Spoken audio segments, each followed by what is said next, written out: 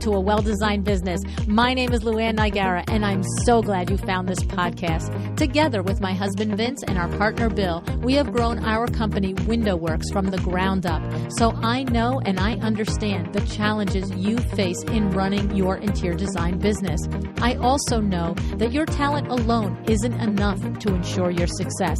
So on this podcast, we talk about strategies and practical steps to help you grow your business. But make no mistake about it, we have our share of fun here too, mixed in with those aha moments that I love so much. This isn't fluff. Nobody has time for that. Whether you are a new interior designer or a seasoned designer, I am here to help you create and to manage the kind of interior design firm that you dream of. It's straight talk and it's action. Are you ready? Let's get started. Hi, welcome to A Well-Designed Business. It's Power Talk Friday. And today, Emily King of The Rich Women joins us for Power Talk Friday. Emily is a wealth and abundance coach for entrepreneurial women and the founder of the Rich Women Signature Coaching Program. Since 2015, she's worked with hundreds of women to help them create a loving relationship with money so that they can massively increase their income and impact. Armed with an MBA and certifications as a neuro-linguistic programming practitioner and a timeline therapist, Emily brings the perfect mix of manifesting woo-woo and business chops to help women across the world live their best rich women lives. Life of financial freedom, fulfillment, and fun. Let's get to it and find out why Emily is so passionate about helping you develop a healthy mindset, how we can discover what our blocks are, and what we can do right now to start building a positive relationship with money. And I'll just add, while Emily works with women entrepreneurs, the information is really applicable to you guys too. Don't mistake it for a second. Attracting abundance, living a life of abundance, and having a great relationship with money is for all of us.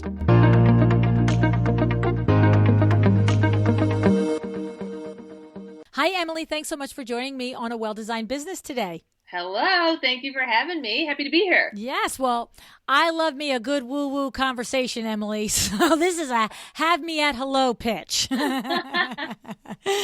Oh, my goodness. My audience, my designer colleagues that have listened to the show for many years now know that I have definitely been raised by my mother and her sister, my Aunt Honey, all about the visualizing and the mindset and the believing and the seeing and the manifesting. So I love when I run across someone like yourself that has a process for teaching it, because I sort of do it intuitively, and I'm sort of like saying, well, just visualize it. And people look at me like, really? Like a little bit more detail, Lou, right? Yeah. So, it's kind of like, trying to somebody, if you can hit a bat, you're like, just hit it, like hit the ball. And the coach is like, just hit it. The kid's like, I don't know how to do it. So I think I've just so many years with my upbringing and all the books and so forth that my mom and my aunt have always put in front of me since I was 10 years old, have just made it so that it's hard for me to describe. And so I was really excited when I saw your pitch come in and what your expertise is. And so one of the things that I learned is that it started for you with a house. So tell us how you come to be on this path and how this house is that pivotal moment for you. It was so fun. So I was in my mid-20s at the time, and I had just come out of my MBA. So I did a master's in business, and I thought that, the world would just magically, take me in and let, all my dreams would come true just magically overnight. And like I'd be living on purpose and have bliss and all that goodness. And life wasn't that way, like I couldn't find a job. And anyway, so long story short, I hired this life coach. And so she starts teaching me about this whole mindset thing and visualization. And I just like absorbed it like a sponge. I was just like, oh my God, give me all the things. And so sure enough, I'm there creating my vision board, and there's two components to it that seemed totally, unrealistic for, mid-20-year-old making $50,000 a year. I decided to put two things, well, more than two things, but these particular things were important, where it was a house under construction that I'd put up there. And then I also put $100,000. Like I just put that on the board, $100,000. And so one thing leads to another, and I'm in my mid 20s, so I got to get kicked out of my parents' house and get my own spot. So I'm out looking for homes, and I'm just like, I can't do it. Like I can't do the starter home. I know I should, and that's all I can, quote unquote, afford, because the bank told me I can only get, probably $300,000 home, and here where I live, that's like your starter home. Anyways, I worked at the time in construction as a project manager and estimator in commercial. Hmm. And one thing leads to another, and I'm sitting there talking to one of the contractors we dealt with a lot, and he was saying, I've been building these homes and flipping them and blah blah blah, and I'm making this amount, and I'm just like sitting there just like drooling. I'm like, oh my God, how do I do that? So like one thing leads to another, and I remember it like it was yesterday. I was sitting in the backyard of a family member's house, and I'm telling them, I'm like, did you hear about Bob and how he's like, literally his name is Bob. I know it's so cliche. Bob the Builder. I'm like, did you hear about Bob and how he built this house and he made 50,000 and he's on to his next one and blah, blah, blah. And I was like, that'd be so cool. Anyways, this family member says, if you want, I'll lend you the money to buy the land to do your own first home. And I'm just like, Whoa. what? Like, are you kidding me? Anyhow, whilst I had the experience in commercial construction, I had no idea how to build my own first home. Like, I didn't know where to start. But as the saying goes, it's like asking you shall receive, and really like putting one step after the other kind of, or one foot in front of the other type thing. And that's how it went. So I literally, I went on, you guys call it Craigslist down in the States, but we call it Kijiji up here. It's what we have in Canada. On Kijiji, I found this beautiful piece of land. Still had no idea what I was doing. I just looked around at other houses in the neighborhood, and I was just like, all right, they seem to be selling for $500,000-ish. So if I can keep my budget to, this, then we'll be all good. Anyways, one thing leads to another. I figure it out. I mean, it wasn't all sunshine and rainbows and stuff along the journey, as your audience probably knows, right? Budgets go over and things happen. And, like I went to the house one day to discover that the garage concrete floor had completely collapsed in. So that was fun. Ooh, that was a good day. But anyway, so I ended up building this dream home, $500,000 home, and I decided to, like, I knew I wanted to make money from it, so I held on to it. I lived there for a year, sold it the next year. Get this, I had a real estate agent that I was with. The company he was with went under the same week that I had hired him. So we already had a few viewings in. He calls me to say, listen, the company I work for, they got in trouble with the tax man. Whoa. Our contract is null and void, effective immediately. Basically, you're on your own. So I was like, oh my God. So I actually went back to Kijiji, put my house up on Kijiji, posted pictures, posted the description. I get a call that day. I'm at Starbucks with a friend of mine. I get a call. These people had seen the house earlier the week when it was listed, and they said, we want to come back and have a second viewing. Anyway, so I left Starbucks, went to the house, showed them the house, and on that day they said, yeah, we'll take it. And I have a picture of the check that I received from the lawyer's office after I sold the house. After I had paid back my investor the money for the land, to almost to the dollar, I had $100,000 cash that I had made from the sale of the house. Wow. Right? Now, and then, just to be a brat, it's like, why didn't you put $250,000 on that piece of paper, right? Yeah. So I know exactly. So that was like the first, like, wow. Like this, moment. I can do this. I can I can make something happen, right? Yeah. Whereas like, okay, like there's something to this. And I still remember just like sitting in my car looking at that check being like, what is happening right now? Yes. Like, how did this happen? But that was the start of it all. And that's when I knew, like, as cliche as it sounds, like anything is possible. Like, just put it out there. And so I've manifested things like it's kind of a little bit of a sad story, but like I manifested a car. So when I moved into that house, that first home, I didn't have a car at the time. And an employee that used to work at my dad's contracting spot, he had passed away a year prior, and he had a company vehicle. Anyways, his son came to return the car, saying, obviously our father passed away. Here's the company vehicle back.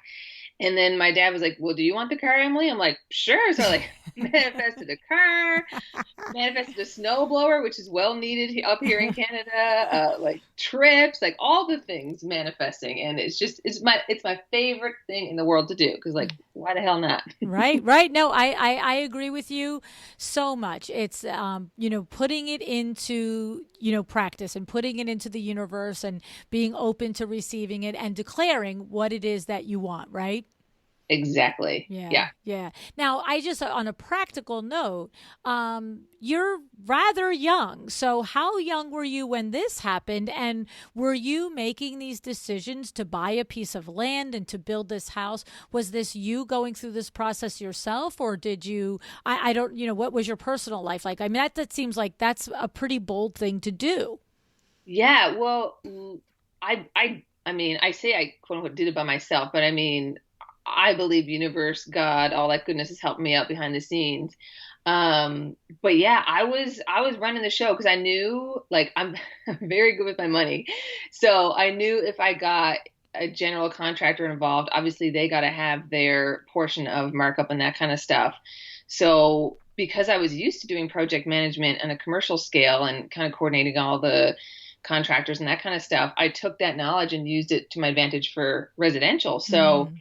it was just really, like I said earlier, one thing leading to another where, first, like, and some of it was really like hands on, like literally on the weekends, my friends and I would go with chainsaws and, they'd have a case of beer and we'd just be chopping down trees because it was an acre of land and the whole acre of land had trees on it. Oh And my so we'd goodness. just be in there like, all right, take our Sunday and let's go cut a bunch of trees today. Oh my goodness. I mean, Yeah. first of all, I have to say that sounds a little crazy pants, like chainsaws and beers. Right. Not the greatest combo. Yeah. Don't recommend it. Please don't do that. We are But, not and then it was just advocating like, this. right. And then it was like, all right, well, what do we need next? Well, we need to get an excavator here to like clear it for the foundation. So it's just like literally asking, like, okay, ask around and, who knows a good excavator? So I hired them. And Yeah. then it's like, all right, well, I was in I was outside the city. So I had to get like well and septic and all that goodness. And so yeah, it was just literally like one step after the other, just being like, okay, what do I need next? Mm.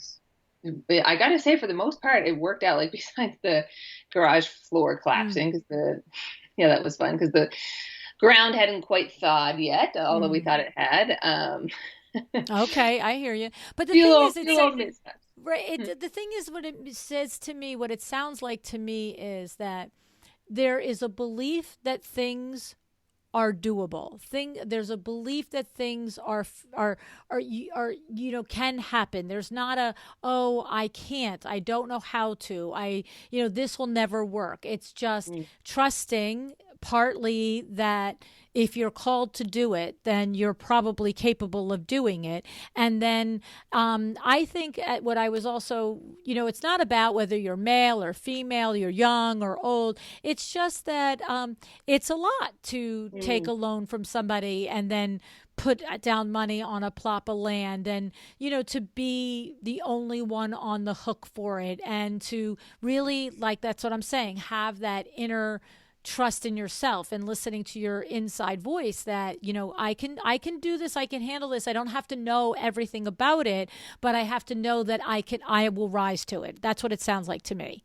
Yeah, and I feel like one of my natural gifts is being a really good problem solver. Mm, So, and I'm not afraid to ask questions. right. So, like, it's no issue for me to pick up the phone. Like, if somebody says, call this person, they know about whatever. Like, I am not scared to ask questions and find the solution. Hmm. And I think that comes, like, there's a saying out there, reasons come first, answers come second. Right. If you don't have a great enough reason, then you'll make up excuses why you can't do it. Right. And in my case, well, I mean, especially once I'm already into the project, I knew like I got to finish this project. There is no like stopping. So when things happened and I was committed to the vision, the answers showed up. But you just gotta. I feel like with manifesting, I think some people get it confused where they think you can kind of sit back and Right. let the universe do its thing. But you got to be ready to co-create with the universe and do your part of the equation in order to make Exactly. Your dreams come true. Exactly. You know, a lot of us that have been raised to visualize and manifest, we use sentences like, put your order into the universe, just tell the universe what you want. But what we know is that we have to show up and do the work too. And that's that we don't just put it into, the order into the universe and then don't do anything to, move things along. And that's what I was noticing in there, is that there was a willingness to not say, well, I'm just one person, how would I know what to do with the money? If I how would I know what to do with a piece of land if you did give me the money to buy the land? Like, how could I Mm. build a house? You're like, okay, the universe has opened this path, so there must be a possibility that I can do this, and let me Yeah. take the next step, right? Yeah, So exactly. It was like, okay, let me make an appointment with the bank. And then they told me, yeah, like, this is how a construction mortgage works. And I'm like, okay, perfect. All right. Like, next step. very good. All right. Now, so in your coaching with that life coach, my assumption, tell me where, if I'm on it or not, is that that is where you learned about money personalities, probably about your own money personality and the different types of money personalities, because this highly informs the way we show up and do the work alongside the universe, right? Mm. That actually, the money person, well, I should back up. I learned about money mindset for sure from this coach, and she would recommend different books that we would read. And like some books, I don't even know where she found them from, because still to this day, I've never heard anyone else talk about them. Like, Right Riches for You is one. I can't remember the name of the author. Another really great one on, well, it's more on visualization and manifesting, is Mach 2 with Your Hair on Fire. Oh, So wow. like, so I learned about these things back then, but I actually didn't discover the whole money personality thing until a couple of years ago. I think I came across another money mindset coach who was sharing about it, and she got trained through this woman who has it trademarked and all that goodness. So it's like a certification program that you do, and I was just fascinated. So I dove in. I got certified as a Sacred Money Archetypes coach because I found it so eye-opening. And I had been doing money mindset stuff for, well, yeah, so probably 4 years at that point. And I was like, oh, this adds another incredible layer to making sense Mm. with people's money personality and how we interact with it, and why some of us have certain shames and guilts around it, and why some of us seemingly, make it easier, like all sorts of things. It's like a million light bulbs went off when I got into money personalities. Hmm. So I think for me, I wasn't recognizing that the words were not interchangeable, like money mindset and money personality. I've thought, it's this to me. It's where's your belief structures that's blocking the abundance in your life. So tell us a little bit about whether you want to start with money mindset or money personality. Tell us how we should start to pick this apart. Yeah, so money mindset, I think like for beginners, um, like I know my clients after they kind of get opened up into my world and like discover it, the one of the first things they say is like, I had no idea money mindset even existed. So just to give any of the listeners out there, a little tidbit of information, it's just like money mindset is essentially how you think and feel and what you believe about money. Mm-hmm.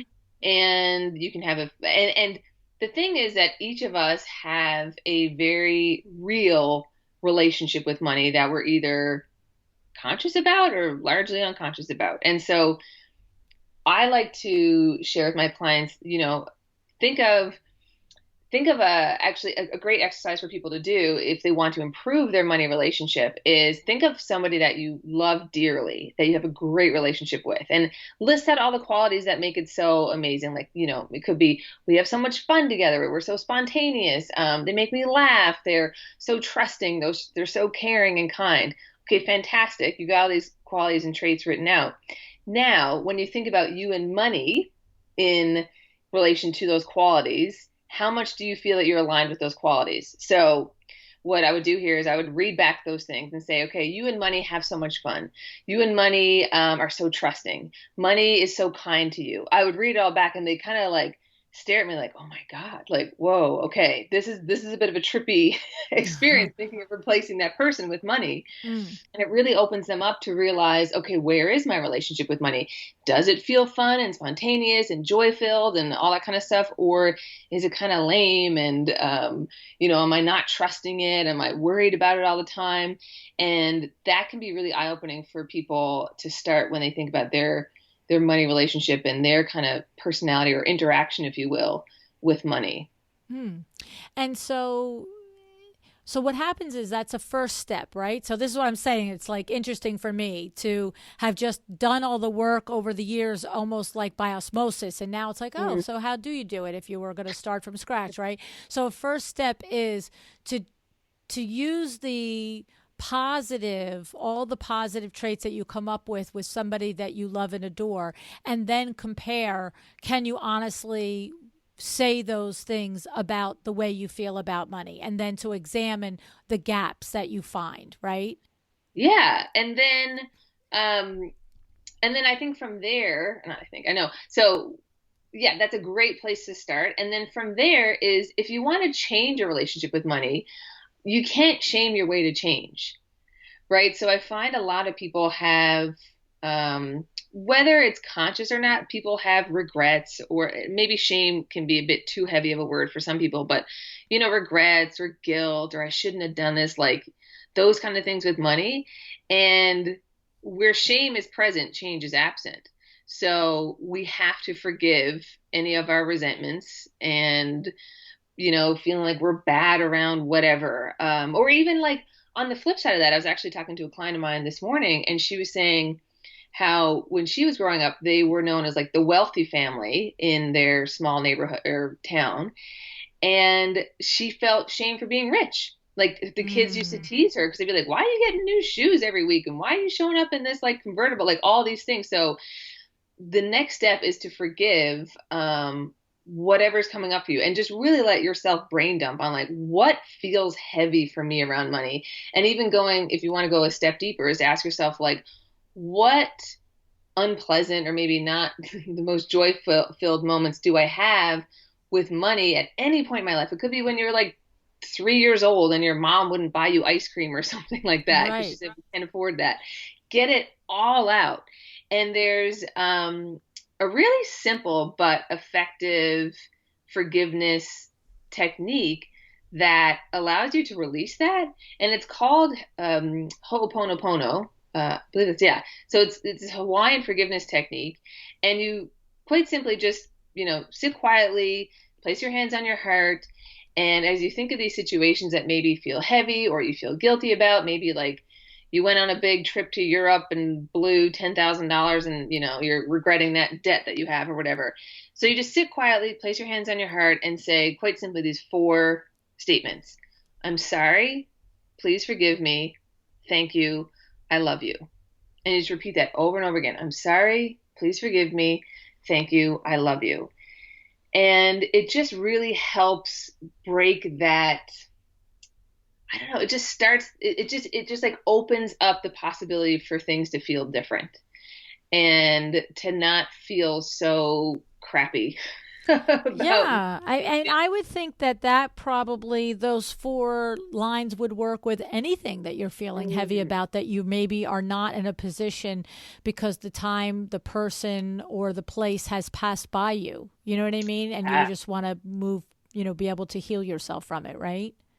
100%. Yeah, actually, the same client that I was talking about, she was saying how, in a personal relation, because I had told her about this for money stuff, and she was saying how she used that for a personal situation the other day with someone who had, she had a little disagreement with, we'll say. Yeah. And she used those four statements, and she's like, I just feel so good now. Like I really forgive them. I'm really over it. Like I Hmm. feel unattached to it. I'm like, fantastic, great. Now we have a great starting point and foundation for building what you want. Hmm.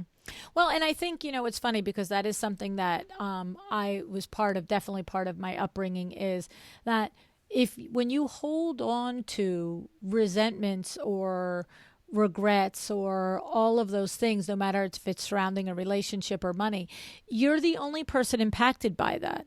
Yeah. Like the other, Yeah. the money certainly isn't impacted. If you're running around with, money mindset issues, the money is an inanimate thing. It doesn't, Mhm.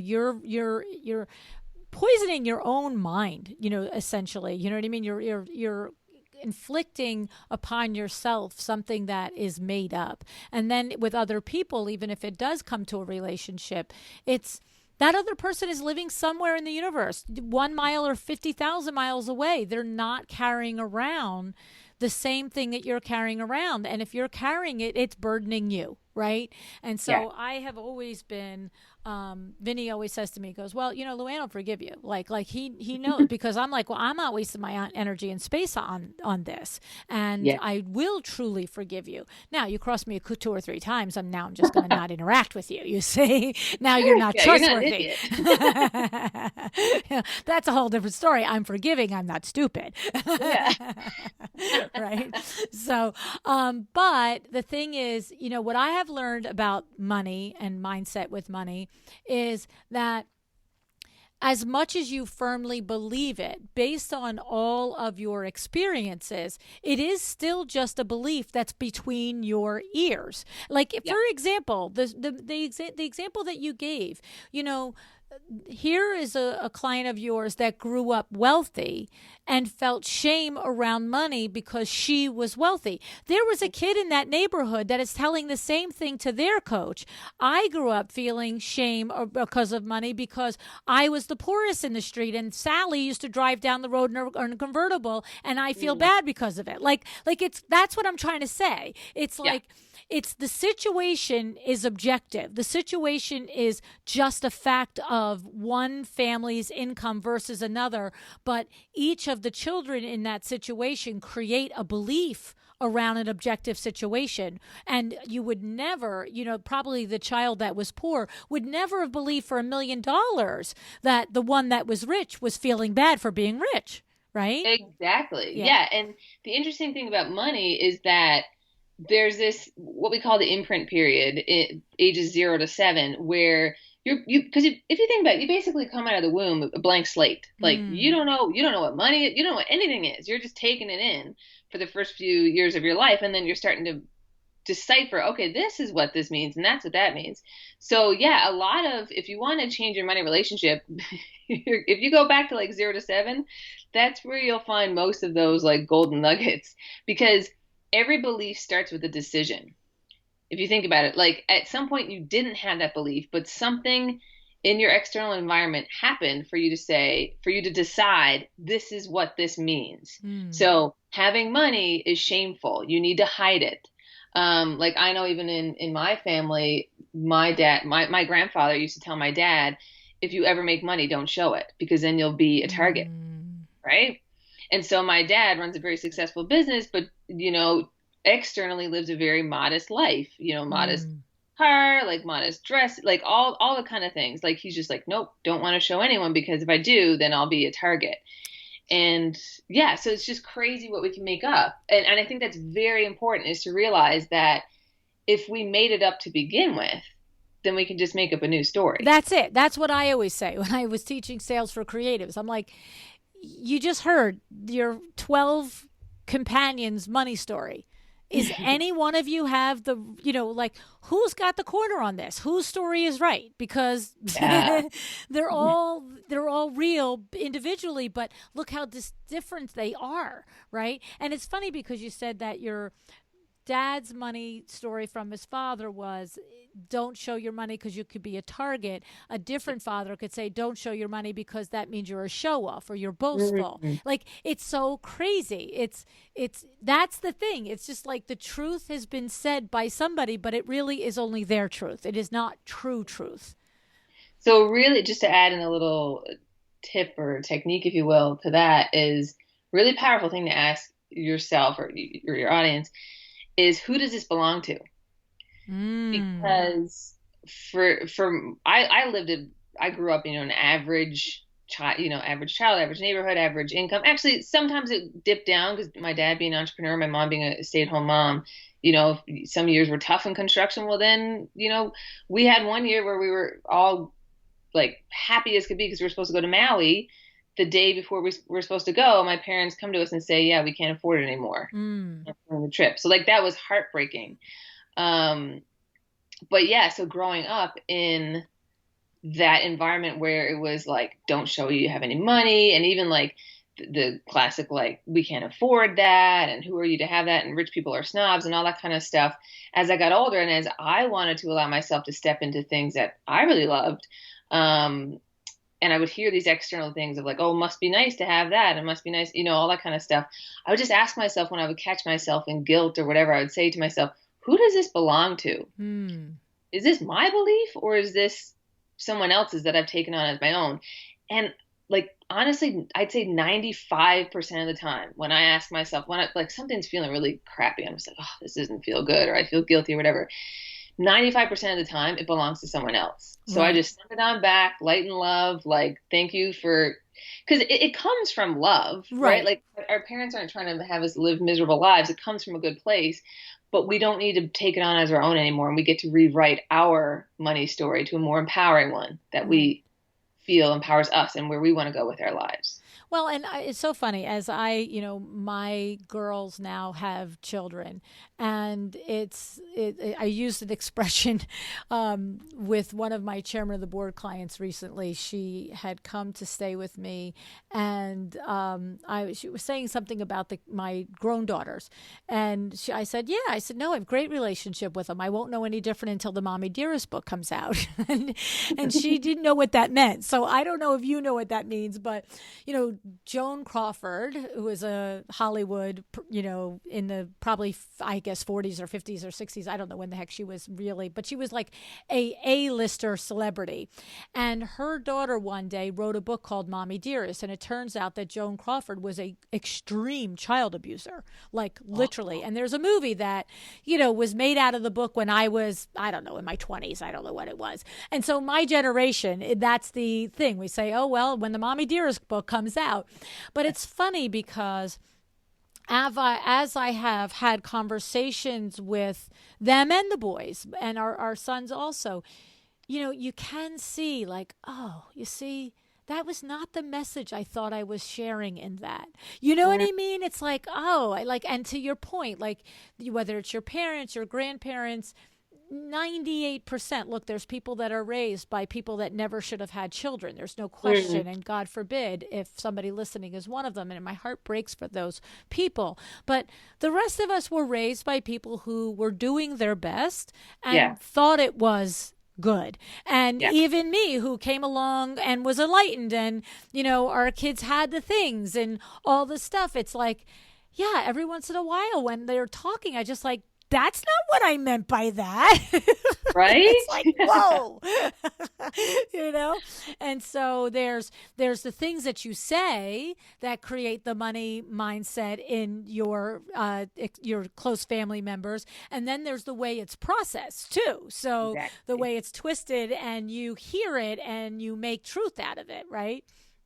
Yeah, it's our internal like filtering system, Mm-hmm. that RAS, I don't know if you like the reticular activating system Yeah. in our brains, that because like literally every second there's like millions of bits of information, so our brains have to decide, okay, this is important, focus on this. It like, and it like almost, if you can almost think of it like an internal um like categorize like system, like okay, that fits into that bucket, that fits into that one. Like Mm. it really, the brain is really trying to simplify things for us. Mm.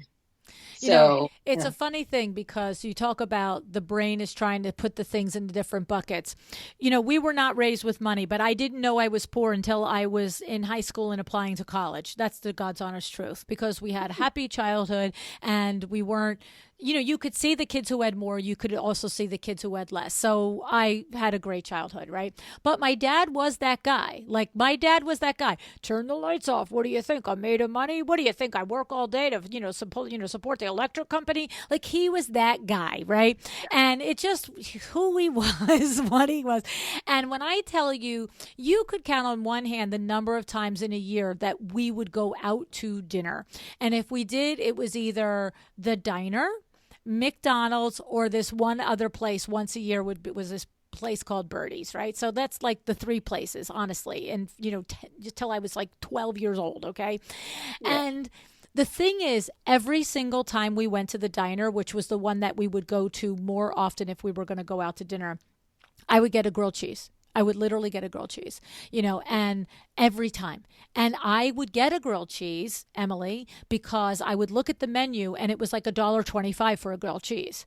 And my brother would order, chopped beef steak, and, he would order, open face, this. And I'd be looking like, that's, $6.95, right? But every time, this went on for years. And finally, one time, my dad must have come, when we have been aggravated at dinner over something else. And when I ordered a grilled cheese, when the waitress walked away, he looked at me and he said, "What is it with you when ordering a grilled cheese? It's a diner. There's 150 things on here. Why do you always order a grilled cheese?"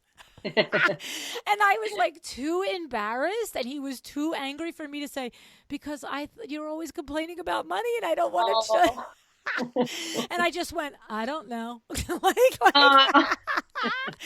I remember thinking, I'm doing this for you. You know what I mean? Yeah. Come on. Yeah. A little praise here or something. Or like, right? yeah. But that's a funny thing, isn't it? Like, he had no idea that telling me to turn off the lights every 25 seconds related, and my brain just went, "Oh, out to dinner and put it in a cheap bucket." Like he likes things cheap, right? Yeah. Right. So funny. So you do get impacted. Like I said, I'm waiting for the book about me. It'll be fun. So tell us a little bit. So once we do some of these explorations that you're suggesting about mindset, and then you said to me that there are money personalities and they do impact the way we run our business. And so that's where, the rubber hits the road there. We got to know how we might be, how we can possibly enhance the outlook and the prospects of our business, but also to be aware of where we put roadblocks, right? Exactly. So with the Sacred Money Archetypes coaching certification that I have, in this we learn that there's 8 different archetypes. And so just real quickly, they're nurturer, maverick, alchemist, celebrity, connector, accumulator, romantic, and ruler. And I know they might not make any sense to the audience just yet, but essentially, I mean, some of them are kind of self-explanatory, like nurturer is the nurturing type. Accumulator is the one that's like the inner banker that loves to like have the money and is that penny pincher, and is my aunt to a T. Like my aunt, she actually used to work with my dad as well. And I remember one time walking in the lunchroom, and when you send mail and the mailman doesn't quite like put the little stamp on, or like, how they mark it with their stamp on top of your stamp? Oh, yes. They missed it, so she was steaming off the stamp so that she could reuse it. Yeah. Like, I would swear it was like coming out of her pocket to pay for the postage. You're like, it's 13 cents, Yeah. And so they're super helpful to know in our businesses. So, for example, like the romantic and the celebrity have a good few things in common, where like they just love money and they love to indulge in what the experiences that money can give them. And the classic like romantic saying is, "I deserve it." Right? So and especially a celebrity, like they would have no problem being the person to be like, "I want to have the $500,000 home," or like the $1 million home, or whatever that like next level is for them. They would totally own that.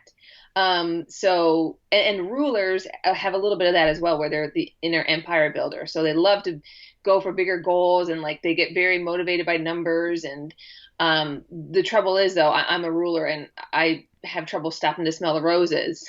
So I really have to be conscious of not just go all the time in my business. Whereas an accumulator, oh my God, it'd be like pulling teeth trying to get them to spend any of their money or invest in themselves. And they're like not risk takers at all. So having them make a big investment in their business, or like do like I did, where I kind of blindly went into the real estate investment, like that would just kill them if they were really living in their shadow side of the accumulator. So yeah, knowing and understanding about these archetypes is just really eye-opening to, oh, this is the reason why I am the way I am with money. And the good thing is I find that the more that you get to know yourself, it's like any other personality test. I don't know if you ever taken like the Enneagram or Myers-Briggs or any of that stuff. Like once you kind of have that I don't want to say like label, but kind of that knowing or better understanding of who you are, it starts to kind of help you accept yourself more and not really shame yourself. Like I remember like years ago doing the Myers-Briggs and first learning about introvert and extrovert, and I was like, because I'm a bit of an introvert. I'm like I call myself like an extroverted introvert. Mm. Like I am an introvert, and I used to be. I'm like, you mean like people actually enjoy going out and like get energized by that stuff? Like what? I wouldn't know anything about that, Emily. Ah, yeah, yeah. So it really like knowing your money archetype really helps you understand you better and stop like comparing of like, well, why does this person, seem to have it all, and why does this person never spend a penny? And, like why am I this way? It's just like, okay, this is who I am, and then understanding, okay, this is what I need to look out for. So for example, I'm like, they like to go by like your top three. So ruler is one of mine. And like I said, now I know, I remember one of the biggest eye-opening things for me was realizing I have that natural tendency to go, go, go, not stop and celebrate. So I have to be very conscious of that. So I actually even just did a post yesterday on Instagram about it, how I said, I just reached this milestone in my business. I just had a really successful launch of something, and here's what I'm doing to celebrate. And I polled my audience and said, how do you guys celebrate? And one of them actually said, like, I literally stopped to smell the roses. So yeah, it's super helpful for us and helps us better know how to structure a business and then even where to hire out certain things. So for example, I had a client who was a nurturer. So she would do the classic, like over delivering, over giving, discounts. Everyone was her best friend. So everyone, got the family and friends discount. And finally it was just like, okay, and boundaries were non-existent. So knowing that, it's like, okay, you got to hire somebody for this stuff to like be the, quote unquote, like bad cop, where they send the invoices, or if somebody's late paying, they are the one to say, hey, following up on this invoice, that kind of thing. And send out the contracts about, different expectations and boundaries and that kind of stuff. And so it's really, really helpful to really set up your business in a way that aligns really well with you and kind of make sure you're not falling into that shadow side of things. It's so funny that you use that example because a week ago, as we record this, I literally said the exact same thing to my neighbor. We went to dinner at my neighbor's, her patio, and my neighbor is the project manager for an interior designer here local to me. And it's funny, of all the designers I know in New Jersey, this designer I don't know that well. She doesn't listen to the podcast. It's so funny. It's like we live right next door to each other. She works in the same industry, has the same things, but she's not in the world, right, with me, right? Yeah. And her firm is not in the world with me. And but we always say it. We always talk about it. How's she doing? How's her business going? And blah blah blah like that, right? And she was just saying, she said, it's really crazy because she's having a hard time getting her margins, to be healthy. And it's a husband and wife that own the business, but the wife is the designer, and the husband runs the operations. And my neighbor is also very much involved in running the operations. And she said, it's just like we're constantly banging our head against the wall because she always wants to give away the house. And I literally looked at my neighbor and I said, you've got to take her out of pricing.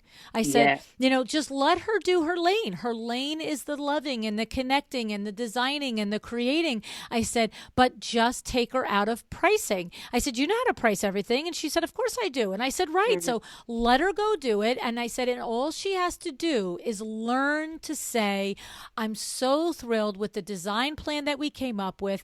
Now Sally is going to put it all together in a proposal and send it over to you. If you have any questions, once it's done, I'm here. But like, get the price, get the deal making out of her hands. You know what I'm saying? It's so funny. And so that's the thing about learning your money personalities, is that there's no, I'm going to guess now. You tell me if I'm right. There's probably not a good one or a bad one. They are what they are, but it's learning about just like anything else, the two sides of the different of the same coin. Here's 100%. The parts where your money personality is really lovely, and here's the parts where you have to worry about mitigating when you lean in too much. Is that the case, Emily? 100%. And it's really helpful if like, speaking of, the partnership where there's kind of three people involved there, it's really helpful with like personal relationships and then business relationships. Hmm. Because I know even for me, it was eye-opening with my relationship with my husband, because being that maverick and that more risk taker, it drove my husband nuts Right. because he that's his literally like bottom of the barrel last archetype is maverick. So, like we bought a rental property last year and we were in Maui when it all went down. And my realtor sent me a text saying, the house you had looked at a few months ago, they just lowered the price, blah, blah, blah. Do you want to put an offer in? Like, I think they'll take what you want to offer. I'm like, sure, like go for it. So we're on vacation there in Maui. It's just before COVID hit. And my husband's on the golf course and he texts me saying, why is Patty, our real estate, he's like, why is Patty sending me a contract to sign to put an offer in on a house? I'm like, oh, like, don't mind that. Like, and You so, don't worry your pretty little head over that. You just hit that little golf ball. so over the years now, like learning about this, I know, okay, my husband needs the facts. Yeah, Like he he's needs not the a risk taker. times. It's not that he doesn't support me. It's just not his personality. Right. So I used to take it personally. I was like, oh, why doesn't he support me? And he's never on board and blah, blah, blah. But it's just like, no, that's not him. So Right. I just need to like sit down calmly and patiently and be like, okay, here's the numbers, here's why it's going to work, here's the profits we can make. And then, he kind of comes on board and is like, all right, okay, let's go forward with this. But Right. so that was really helpful. And I know a lot of my clients who've done this work have been, come back to me like, oh my God, you're like saving my marriage. I mean, it is. It really is so true. And it's that way in our relationships with everything, not just money, right? It's about the way we attack chores around the house and the way that we even notice things around the house that need to be done and the way that we react to them. Some people, I just have to say, my husband can be doing anything. He could be half asleep in front of the Yankee game. And if I come into the living room and I say, oh, you know what? You got to remind me there's a hi hat that blew out on the third floor. He will literally get out of a half sleep, walk to the garage, get a hi hat, get a ladder, and go up to the third floor. So I like actually now have to like, oh, he's half asleep. Don't say this to him now. Like, you know, because he's just that guy that's got to get it done. You could say it to me and I'd be like, yeah, yeah, whenever I'm on the third floor again this century, I'll do it for you. You know Yeah. what I'm saying?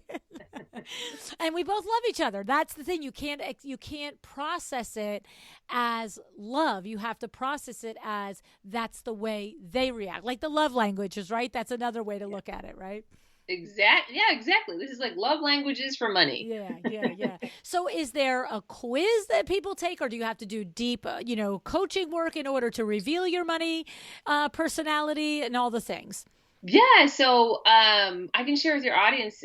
I create. There is a quiz to take. There's an assessment, and then what I did because I was just obsessed with this, and I mean, some of the coaches out there sell thousands of dollar programs on this stuff, and I was like, I want to make this easily accessible. So I created. I think it's $27 on my website to do. It's called the Money Code. So basically, they go and they take the assessment, and then I give them all the debrief. Like, here's your strengths. Here's what to look out for.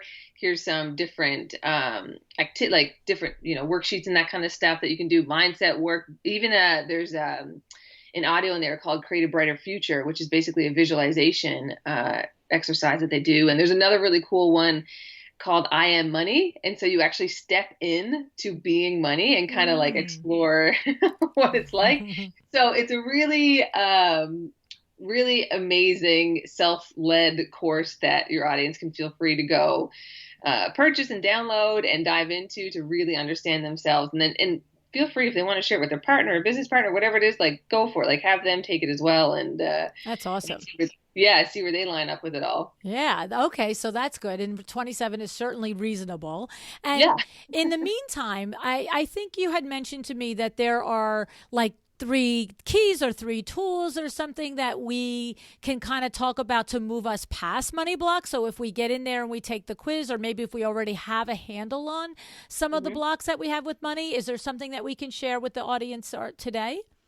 Yeah, for sure. So, if they do decide to go download the money code, the key thing is like, let's just say they discover that they're a nurturer. Well, their money blocks are going to be different from someone who might be a celebrity. Mm. And so that's a great starting point to know what your money block is. If they don't do it, you're not gonna like you're not gonna die. Just what I would say, if you don't want to do it, is the starting point is take an inventory of your thoughts. Like literally do a 24-hour inventory of, and the way that I do it to remind myself of it, because I'm rather forgetful, is I'll set an alarm on my phone for a couple times throughout the day, or like 3 or 4 times throughout the day. And when that alarm goes off, it's my reminder to ask myself, okay, what have been my thoughts around money the last couple hours? Like, was I out shopping and told myself, oh, you can't buy that, you can't afford that? Or like, did I get triggered by someone else's opinion on my money? Or like, so I just get that inventory and I write it all down. And then from there, what I would recommend your audience do is, it's funny because growing up, we hear, no cursing, no bad language, all that kind of stuff. But I like to say that the real, quote unquote, bad language are the things like, I can't afford it, I'm poor, I'm bad with money, all these things. So go on a no bad language detox. Love it. Like once you do your inventory and you discover, okay, these are the things that are really like tripping me up and keeping me stuck. And like we said earlier, you're just making them up. Right. Right. So really start with that detox of like, I'm not, if they start to come out of my mouth, even if they feel 1,000% true, even if I'm out and I'm like, oh my God, I can't afford that. Like, or who am I to have that? Or I don't deserve that. Even if they feel so true, just shut your mouth. Like, don't say a word. And then from there, what I would do to kind of ramp up, because law of attraction and visualization and, switching into what you do want is, it sounds a little out there, but write down 20 ways that you can make money in the next 24 hours. It could be anything at all. It doesn't have to be things that you'll actually do, but write down 20. It could be like, okay, you know what, worst case scenario, I'll go on my front lawn and have a lemonade stand. Like, anything and everything goes. And why I say anything and everything and not like 20, like, quote unquote, like necessarily realistic things like, okay, maybe I'll, knock on early, follow up with a potential client or whatever. That can be something you put there. Fantastic. But really let yourself, run free with this exercise, because what it does is it stops the limitation of where you're telling yourself that money has to come from. And so when you just go, you know what, screw it, anything and everything goes on this list. Like I could, sell off my kids' toys in the basement. Perfect. Right. All right. Like put it all there, because it starts to get you into that abundant mindset. And then what I typically find is after writing out all the ways that I can potentially make money in the next 24 hours, there's at least 3 there that really resonate with me, where I'm like, yeah, I actually would do that or can do that. And then literally just go start, like, do something. Because like we said earlier, you got to show up for your part in the manifestation. Like if you want to change your relationship with money, if you want to make more, if you want things to be different, you got to show up for it. So, and the universe will show up. Like I've experienced this, and I know you have as well. It's like once you start to show up, the universe will show up with you, but you got to show it that you're ready to receive.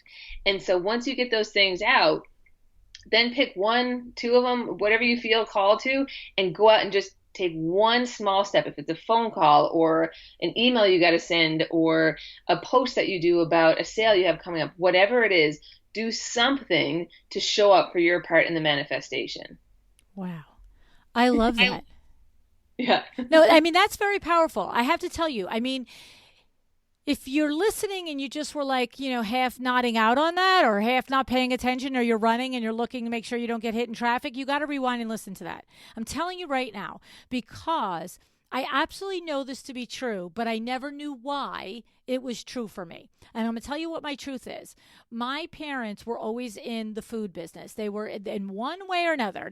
One time they had a pizza shop. Another time they had a small diner luncheonette. Another time they ran these concession stands. I mean, that was the mainstay, the concession stands at Holiday Lake for, 30 years. Okay. And I knew food service, and I learned all of it. I learned fast food. I worked at my dad's diner when I was in high school. I learned how to waitress. And my dad wasn't like, oh, you're only 16, so you only get 2 tables. It was like, it's your shift. You get as many tables as the grown-up ladies here. You know what I'm saying? And the thing was, what's so funny is I never thought of it this way as this list. Make a list of all the ways that you can make money. But I did always have this thought at the back of my head.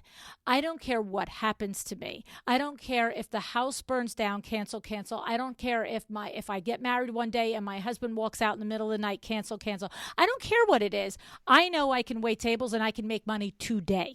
Like you can go into any restaurant, any, highway with, fast food and all the things. And to the point that I felt like it was so significant in my life that I had this ridiculous skill, okay? Which, by the way, if you ever waited tables, it is actually a skill. It's not that easy to do, right? It's not rocket science, but it's not that easy.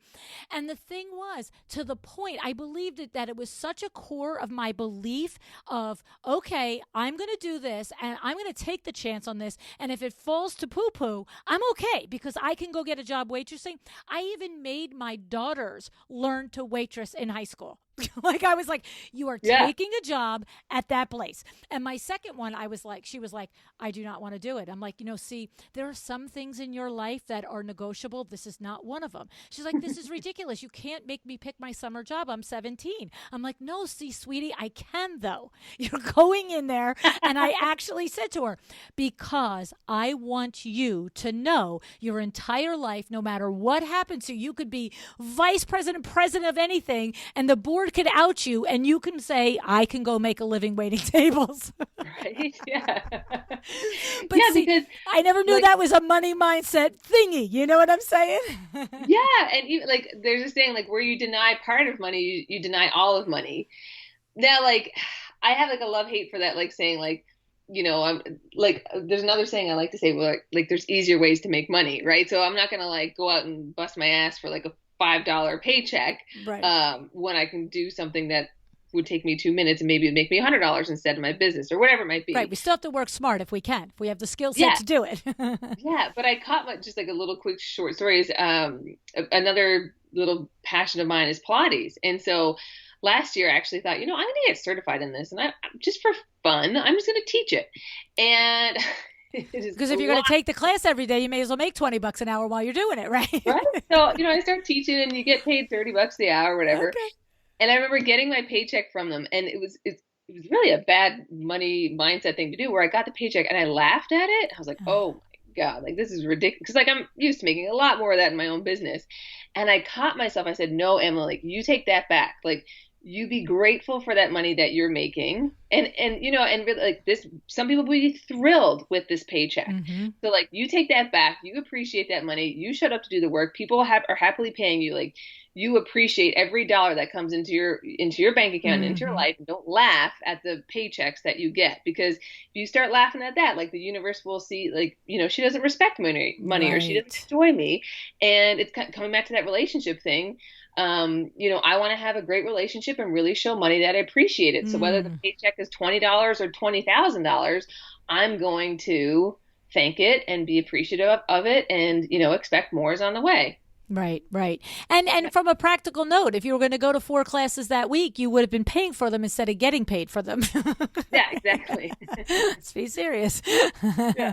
Right. So no, and it is true. It is true. It's like, our whole thing is that, the universe is always listening.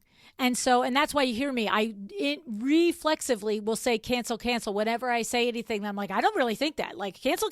I'm not putting that in the universe. It's like you have to sometimes say things in order to express a full thought, but you're calling the stuff into your life. And so when I have to say something to express something that I do not want to call into my life, we tell the universe, no, cancel on that one. You know what I mean? Yeah, so you're right. Telling the universe, thank you. Our thing is thank you. It's everything. My mom taught us, if you say thank you to her, she goes, no, thank you. Like, it's like, no, thank you. And it's like, it's a joke in our family now. That's the thing. These things have come along in our family for so long that they were things that we said and we do. And now we laugh at them. We laugh at them with love, though. You know what I mean? It's funny. Yeah, exactly. Yeah. It's so good. It's so interesting. All of these things. And I love the little ahas and that's what I love about not only doing this podcast, but just life in general. It's like you can you can know something kind of intuitively, or you can, forget even the learning of it. And then you have a conversation with somebody and it's like this major aha moment. It's like, oh, and that's so much fun. It's so much fun. And it's true. Money is an inanimate object. That's a hard word for me. Inanimate object. And if we're going to attach meaning to it and power to it, why not attach meaning and power that serves us and our business, right? Yeah, 100%. Yeah, yeah.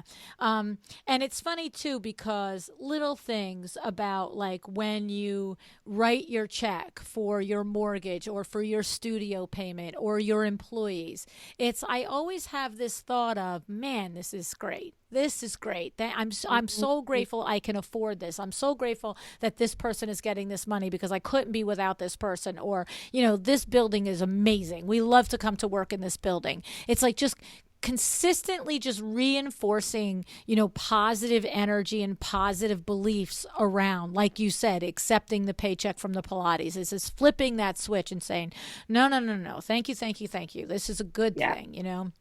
Yeah, So, exactly. yeah, yeah. Very cool. Very cool. Lots of interesting things in there. So you shared with me that you are due to have a little baby in October. And so knowing that 0 to 7 is the big years for money and mindset, I'm just curious if you have a final thought on the way you've been thinking about some of the things you'll say. I mean, here you are, you and your husband with completely different money personalities. And so what's been going on in your mind thinking about your new baby coming? Yeah, it's interesting you bring that up because my client and I were literally talking about that this morning because she has two young kids and she was saying how, she's doing her best to teach them abundance, but there's that fine line of teaching them abundance and then not, okay, you asked for something, let me just go buy it for you. Exactly, right? Yeah. So I'm definitely going to be conscious of, the quote unquote bad words that I talked about earlier, like can't afford it, you can't get that, or like, report, or you're bad with money. Going to really be conscious and aware of that and teach my kids, this does impact how you think and feel about money. And it's interesting because I'm an expert with money mindset and adults and that kind of stuff, but I'm really curious to see how this adventure is going to go with having a new baby on the way, and as she learns and picks up things, it's going to be an interesting ride that I'm sure I'll fool up some at some point in the journey. But yeah. Well, we all do. Well, and it's funny yeah. because when you say things, it's the truth. You're going to, we all struggle with, no matter what level. Like I said, we were poor and I never felt poor because, my mom and dad always found a way to give us whatever I thought we had everything we needed. Like, you know what I mean? I didn't know any different, right? But the thing is, we can't afford it. And I wonder, I don't have any idea.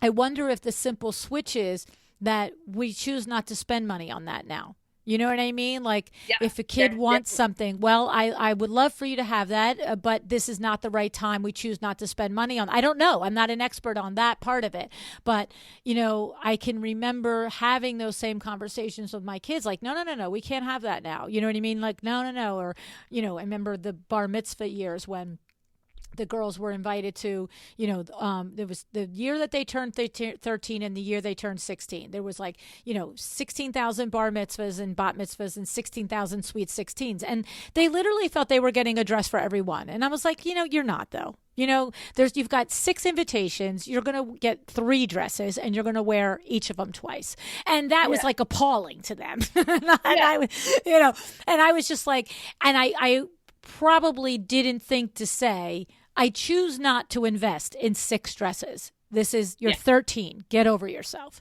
You know what I mean? Or another one is just like, quite simply, I don't value it because I think see, that's what it is, right? Yeah. Where it could be something as simple as I'm not a huge drinker. So, and especially now pregnant, I can't drink. But, if I went out to a restaurant and my friend said, let's get a bottle of wine or something, I probably wouldn't. And it's not because I'm trying to be cheap or save money on my bill and I can't afford. It's just I don't value it. I don't want it, whereas I feel like sometimes, it's like the keeping up with the Joneses or feeling that pressure of like, oh, I should buy that, or like they got it. It's just like, no, like just accept you don't value it or you don't Right. want it. Like, Right, right, yeah. Yeah, it's tough. I mean, it's one thing to play the money game in your own head, but then when you think how you're affecting your children, that's a whole nother animal. Yeah. Well, good luck with it, Emily. Thank you. And seriously, sending you lots of good vibes and white light for a healthy baby and a healthy end of your pregnancy, okay? Thank you so much. Oh, you're welcome. And thank you so much for being on the show today. Fun conversation. I love my aha moment, my commitment to, having my kids learn waitressing. Oh my goodness. Thanks so much for being on the show. Thank you. It was a pleasure.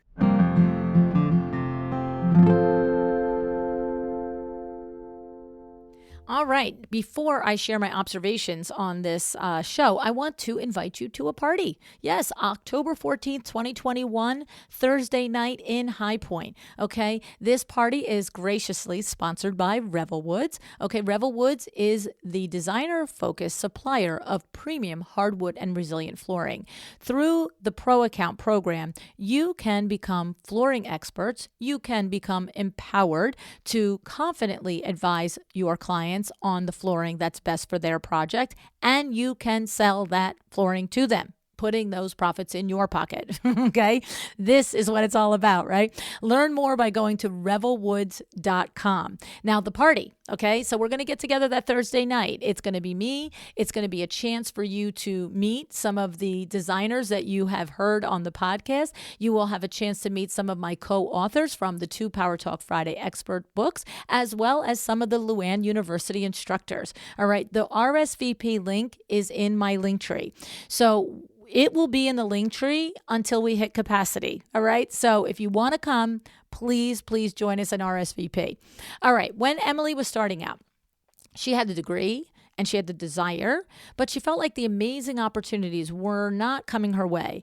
And she kind of said that she felt like her life wasn't going according to the plan that she had imagined for herself, right? So what did she do? She doesn't complain or blame. She hired a coach. Love it. All right. I love when we have that self-awareness and we can say, you know what? I don't have all the answers. Let me get some help with somebody. Okay. Awesome thing. And then it is with this prompting of her coach that she created her first vision board. And that is the first step. It is identifying your goals and declaring them. Okay. Second step is the shift of your mindset to say, I can make this happen. I am worth it. Okay. I deserve it. And then the third step is to take action. Okay. So here's how the action comes in. For Emily, because of her mindset shift, her opportunity radar became more sensitive. And now she was on the lookout for the different opportunities and the different avenues that would help her achieve the things that she had placed on her vision board, right? It's about putting your wish list out there, shifting your mindset to realize that you're capable and deserving of the things that you want, and then being willing to grab and maximize those opportunities that come along your way, all right? Now, Emily recommends that we first figure out what our money personality is. Maybe you're a nurturer. I know a lot of designers are nurturers, right? You want to give your time, your expertise. You work 12 hours, you bill 9. This is that money story there of, oh, well, they really, they're great people and yada, yada. Okay. Great people or not, they hired you. They need to pay you. Okay. On the other end of it, are you an accumulator where when you can see a little bit of flexibility in your checkbook and you feel like you need maybe a business coach or a course or whatever it might be, or it's time to invest in a studio or an employee, but you don't want to let go of it. You're afraid because you're an accumulator. Okay. So the thing about money personality is it's like our shoe size. It just is. There's no shame, no embarrassment, no guilt. Okay. Because it just is. All right. It comes from a million little things. And you know that it just is because if you have a sibling, you know that you probably have a completely different money story, but you were raised in the same house by the same people. So how does that happen? Who knows how it happens? How do you get blonde hair and your sibling gets brown hair? Who cares? What it is the money story is between your ears. Okay. And we have to be ready to rewrite our money story because we did make it up in the first place. Okay. It is possible to make up a new one. You can do it. All right. It's just like anything else. If we put in the work, we start to notice the changes. And if we believe that we're worthy and capable of big things, then big things will present themselves to you. Okay. Huge, huge component is understanding the universe at work for you, that the universe is going to put things in front of you, but you still have to have the gumption. You still have to have the conviction of yourself. You still have to have the belief in yourself that not only you can do it, but you're capable of doing it, so that when that opportunity is there, you don't hesitate. You make it happen. Okay. So what do you think? Is it time for a bad money language detox? I think so. Stop by either my LuAnn Niagara and Friends Facebook page or the Instagram page and let me know if you are working on eliminating a bad narrative from your money story. Okay. And also, put in the pictures. Come into the LuAnn Niagara and Friends Facebook page and put in the pictures of your vision boards. I want to see them. I would love to see the things that you are imagining for yourself, you as a person, you as a business owner. What are you imagining for yourself? All right? Share them with us. Have the courage of your convictions. Put it into the universe. Say it out loud. Let each of us know what your dreams for yourself are, because you don't know who sees something and says, I've got an opportunity to connect you with that. That's how it happens. You have the confidence in yourself that you deserve it and you declare it, and then you watch the universe work. Okay? It comes with getting very clear and rewriting any bad programming. Start there. All right? All right. Looking forward to seeing you in High Point. Looking forward to seeing you at my next Inside Outside Voice. Looking forward to just seeing you, for crying out loud. How about that? All righty. Thank you so much for showing up today. Decide to be excellent. Thank you so much for joining me again today. This podcast is a production of WindowWorks, your resource for custom window treatments and awnings. To learn how we can help you on your next interior design project, go to www.windowworks-nj.com. And if you're interested in working with me on your business, either through masterminds or one-on-one coaching, or you want to know how to get my book, The Making of a Well-Designed Business, or you just want to know what's going on in the podcast land and where I'm going to be, all of that is found at LuAnnNiagara.com. Thank you so much. Have an excellent day.